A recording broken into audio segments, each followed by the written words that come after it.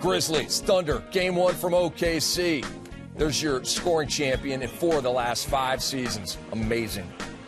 Kevin Durant, 17 points in the first half. OKC up 13. Russell Westbrook had 16 points in the first half. Westbrook and Durant came out running and scoring and getting Thunder a good lead here in the first quarter. 25-11. The crowd was going crazy. Watch Serge Ibaka denying Tony Allen. Urge protector, doing what he does best. Thunder had 8 blocks in the first half, and as it typically goes, defense leads to offense. 52-30 OKC. Beno Udrih is the backup to Mike Conley with Nick Calathes out on suspension, and Westbrook makes him pay. Looks like the same play we just saw. I think bad offense leads to good. Excuse me. Bad offense leads to great offense on the other end. There you go. I'm with you. Something like that.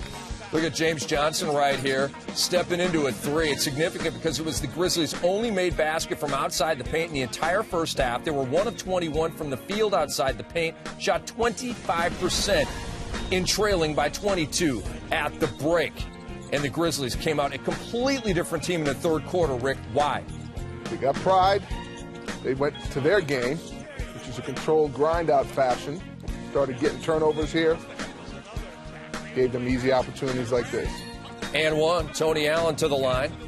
And it was a 17-4 run for Memphis to open the third quarter. Scott Brooks suddenly sweating. His team was only up 9. Marc Gasol scoring down low. As they continue the surge, the Grizzlies outscored the Thunder 31-13 in the third. Yeah, the Grizzlies finally got their rhythm there in the third quarter, doing what they do, pounding it inside and getting on the offensive glass as Zach does a good job there putting it back. Z-Bo made it a 4-point game. Now, in the fourth quarter, this is when things turn. Zach Randolph going for the rebound, picks up foul number 5, and it was a 5-point game at that point. Rick, by the time he came back in, it was a 10-point game. And this dunk by Caron Butler was spoken about by Scott Brooks afterward. Well, Z-Bo had to go. They brought Caron Butler in.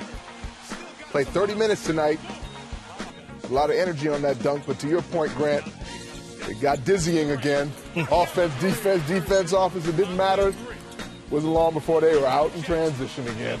Kevin Durant had 13 of his 33 in the fourth quarter. The great thing about Westbrook now being healthy, unlike last year, is Durant can pace himself and really be there to close games out like he did tonight against Memphis. Kevin Durant and the Thunder prevail. They outscore Memphis 31-21 in the fourth quarter. The Thunder never trailed in this one, taking a 1-0 series lead.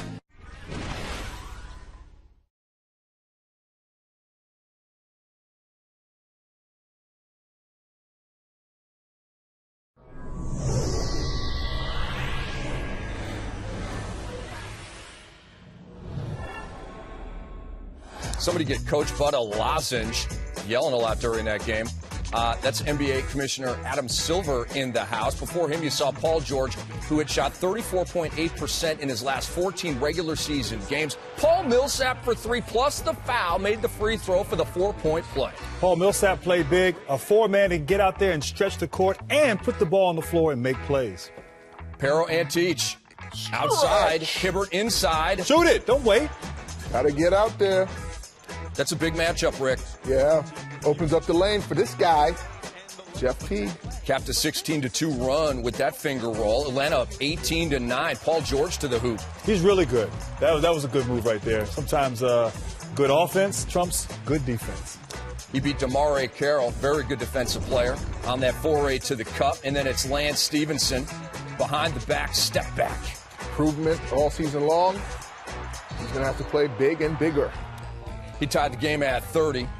Got some side bumps on his way to the bench. Paul George caps a 17-7 run by the Pacers. They led by 6. And then George drives, kicks it to Roy Hibbert. Roy Hibbert for 3 with 10 seconds on the shot clock? Not good. You want him in the paint, not shooting corner threes, although it looked pretty good. I think he's looking to compete with Pero there. The game was tied at 50 at the break. The Hawks right now up by 4. And you see Pero Antich with a little shove on West. West gets right in his nose, and no backing down from Antich. No backing down from either one of them. I don't think it was worth getting each other's face. A hard foul. I think that's just frustration there on David West's part. Double technical fouls on West and Antich. The rest of the third quarter was all Hawks. Here goes Jeff Teague. Oh, took a pause, a look, and a finish. If this were the regular season, Rick, that might be a Smitty under the rim nominee. Sure would have been. Might have got my vote. Paul Millsap over Luis Scola. Yes, and the foul. He's like a small forward in a power forward's body. Put the ball on the floor and make plays and shoot the long ball. He's playing at a high level. 2 of 4 from deep, 25 points, 8 rebounds for Paul Millsap. The Hawks were up by 18. We go to the fourth, and the Hawks continue the dominance. And Teach for 3. Yeah, I don't think it's going to stop for Pero. He's having success. He shoots that well. They may have to go to a smaller lineup to guard him out there. Jeff Teague splits the defense. Part of his playoff career high, 28 points. They were up by 20 at that point. Larry Bird.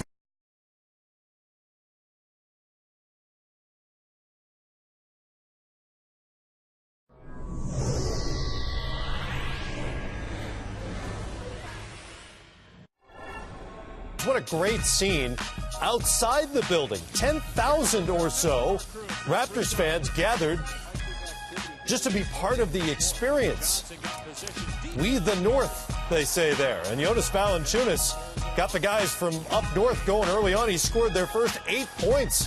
Kyle Lowry pull up 3 there. They're going crazy outside.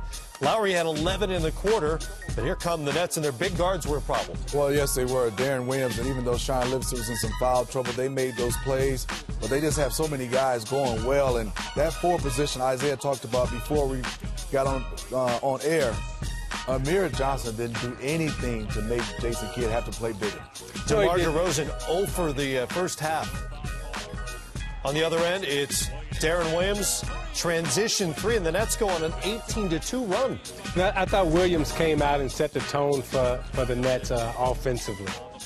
Greivis Vasquez, you know what? Good or bad, stuff is going to happen when Greivis Vasquez enters the game. I mean, good today. I mean, he came out, brought them energy, and there's KG and Kyle Lowry. That's a good matchup. Big old pit bull and a little pit bull going at it. Now, Valanciunas was called for the foul on the screen. After the whistle, Garnett pushes Lowry, and he gets teed up. Did you agree? Yeah. First scoreless first half in Garnett's playoff career.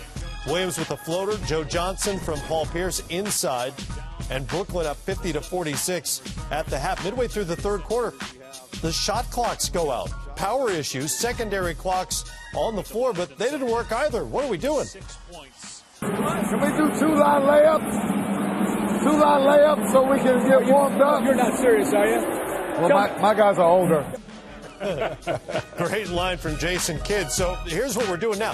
The public address announcer now has to count down the shot clock verbally for the players. And to me, advantage, experienced vet guys. Been through it, gonna play through it. Young guys, it could be psychologically messing with them, but give Vasquez a lot of credit. He kept playing in Kyle Lowry. What an effort for those 2 guys. He knocks down the 3 there. Brooklyn's lead is down to 5. Let's go to the fourth. Joe Johnson can't connect on the other end. Lowry to Patrick Patterson. The Raptors aren't necessarily a running team, but in this matchup, this is maybe an area where they can take advantage. Well, this is where they need to score because in their half-court offense, they don't really have the go-to guys like a Pierce or a Garnett at the end of the game. So they have to score in transition. They have to create turnovers, and they have to score in the ways that we see that they're scoring right here. Great block by Patterson on one end led to the Vasquez 3 on the other, and they take the lead at 76-75, and that's when the crusty old veterans take over. Joe Johnson, the floater, Kevin Garnett, that was his first bucket of the game, and then Paul Pierce, 9 straight points to put it away. And doesn't it seem like Pierce and Garnett are moving just a little quicker right now? They're moving just a little faster, have a little bit more pep in their step. Yeah, watch him. It's like the lights finally came on the last 5 minutes of the game. That's when they get the adrenaline. That's when they get the juice. That's when they get excited. And normally late in games, it's Joe Johnson putting things away for the Nets, but it was clearly Pierce in this game as Brooklyn wins it 94-87. Pierce scored 15, 9 of those in that late game stretch. Johnson had 24, 8 boards, 4 assists along the way. D. Will also went for 24. And Lowry, well, the Raptors would have been lost without him because he was aggressive throughout the game. With DeMar DeRozan, their all-star, going 3 of 13. Lowry's 22 were huge, and Vasquez off the bench obviously big points for him.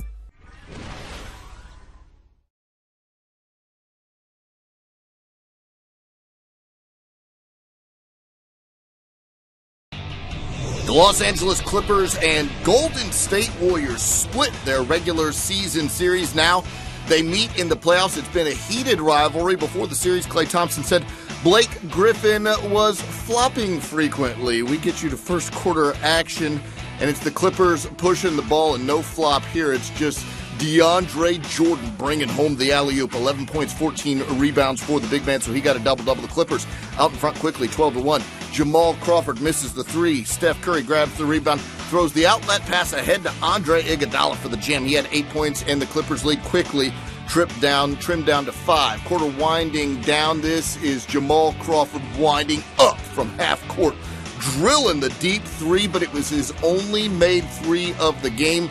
He was 1 of 5 from distance. The Clippers took a 5-point lead into the second quarter. In that second quarter, this is Blake Griffin called for a foul here. It's his third foul of the first half. Watch it one more time. Mo Spates there in time to get the foul drawn on Big Blake. Later in the second quarter, the fouls didn't just go against the Clippers. This is Andre Iguodala called for a foul. It's his fourth foul of the first half. He only played 11 minutes and 33 seconds in the first half. Later second quarter, Steph Curry picking up the slack, pulling on the deep three and absolutely nailing it. He was 2 of 6 from range on the game. And Golden State up 43-40 at that point. Later, Chris Paul finds LA's three-point marksman. J.J. Redick, 4 of 5 from range on the game. The Clippers back in front, 47-45. To the third quarter we go. Matt Barnes passing inside to Blake Griffin, and this is a wonderful idea. He spins and throws that one down with a big left hand. Watch it one more time. There's Blake with the one-handed spike. Clippers go up by a pair. Just 16 points, though, for Griffin on the game. Steph Curry now outside, working on an elbow J, well guarded by J.J. Redick, but just a better shot from Curry. Later third quarter, Klay Thompson drives, spins, knocks in the beautiful layup there. He was 7 of 20 from the field.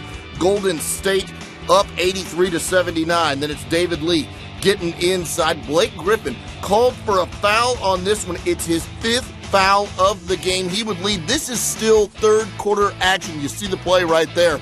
Close call, but Blake Griffin picks up his 5th. To the fourth quarter we go.